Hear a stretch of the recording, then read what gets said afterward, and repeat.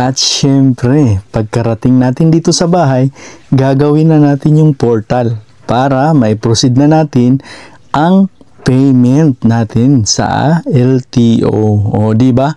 Pagkatapos niyan, papadala na tayo ng True Electronic Official Receipt. So, ibig sabihin, bayad na tayo sa LTO at official na po tayong registered. Ito, ituturo ko sa iyo at panoorin nyo. Let's go!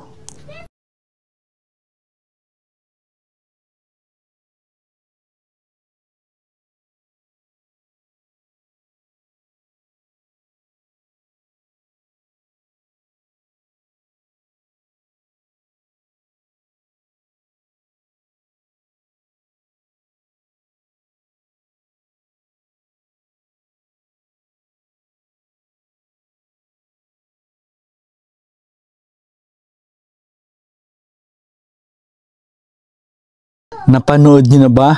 Meron na tayong official receipt. Ibig sabihin na i-proceed na natin ang pagbabayad through online.